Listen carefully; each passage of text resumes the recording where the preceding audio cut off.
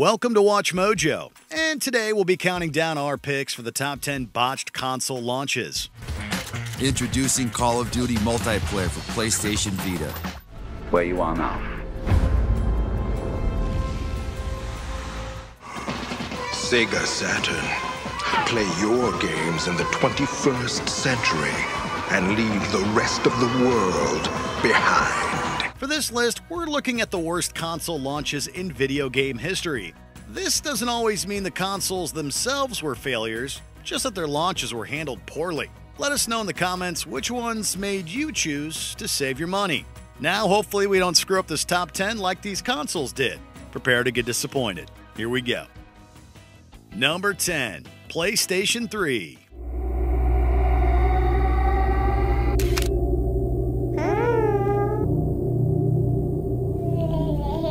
As of 2020, the PlayStation 2 firmly remains the best-selling console ever made, fueled by the idea that players would go along with whatever Sony decided to do with the follow-up because of the PS2's success. Sony put together a baffling lineup of consoles when the PS3 was announced, with the high-end PS3 coming in at an obscene $599.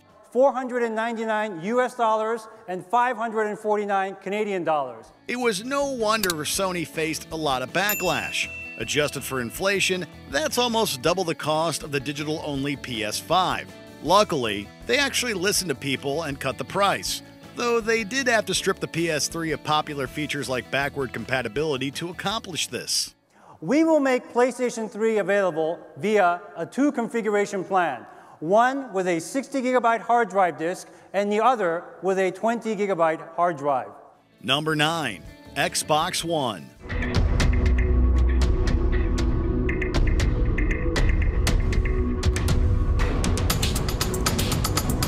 In the early years of the 2010s, it seemed Microsoft completely lost sight of what players wanted from a brand new Xbox. Instead of focusing on the only thing that really matters in a console launch, the games themselves, Microsoft wanted the Xbox One to be your one-stop media center, putting an emphasis on how many streaming services and TV channels you could watch on your console. Oh, nice. Watch TV. Watch movie.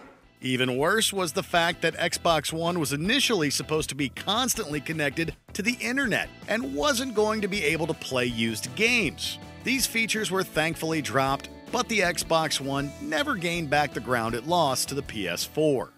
Xbox Snap TV. That does two things at once, so I can play games while I watch my favorite shows at the same time. Whoa, Xbox, record that. I just wish I had more time to play. Number 8. PlayStation Vita.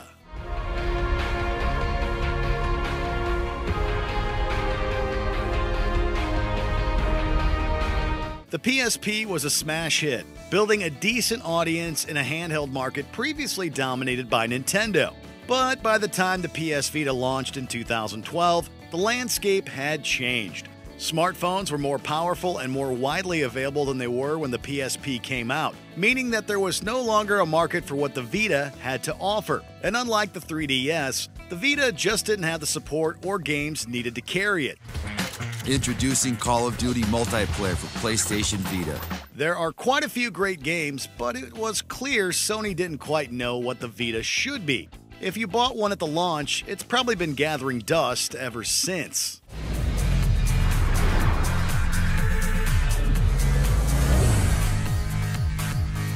Number 7. Ouya.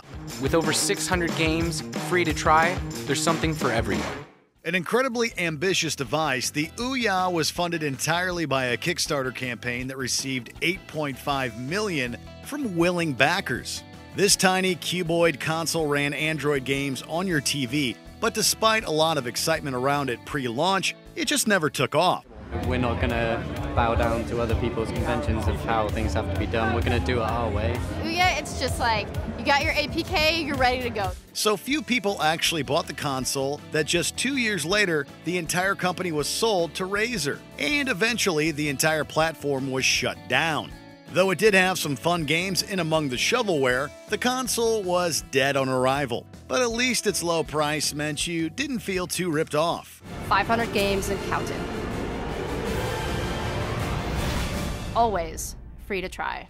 Number 6. Xbox Series X and Series S. And finally, you would dream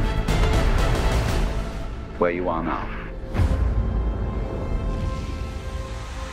A messy pre-order system meant very few people were able to get their hands on a Series X or even a less powerful Series S upon release. But considering the new Xbox had absolutely no exclusive titles at launch, and even its most anticipated exclusives are also available on PC, you weren't missing out much by not getting one. It is an excellent, excellent game. Only time will tell if the consoles are successful, but the terrible launch has been mitigated only by the fact fewer people wanted Xboxes this time. Although even people who were able to get one found the Series X had issues, with reports coming in that Black Ops Cold War had even bricked some consoles. Lame.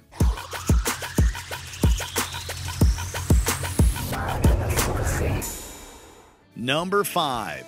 Sega Saturn.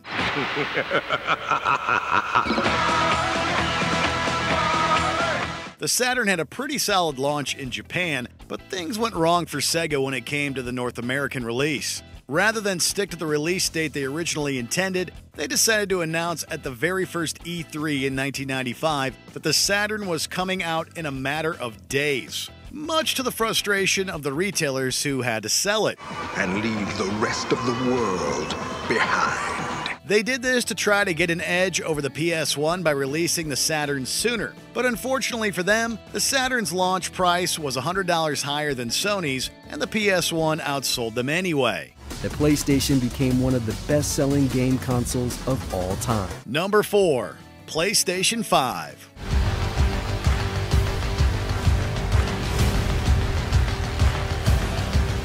Demand has been insanely high for the PlayStation 5, but what could have been an incredibly successful launch has been hampered by the fact that even Sony's most dedicated fans have not been able to get their hands on the console. With Sony claiming in late November that absolutely every PS5 manufactured had already been sold, this left plenty of people with no new console.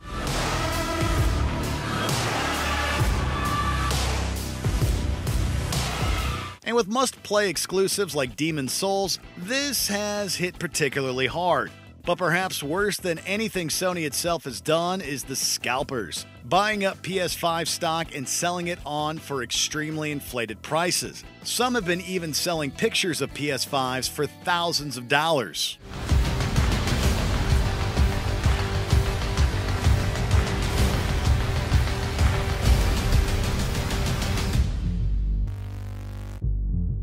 Number 3. Google Stadia. Forget boxes, forget consoles, just your games, your screens, and electric air.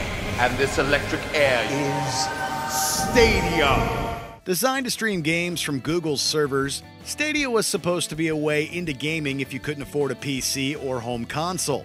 Except Stadia also relied on high-speed internet to get a performance anything close to gaming natively, and also emphasized 4K 60 frame per second gameplay. For all those people with giant 4K displays, high-speed internet, but who didn't play video games.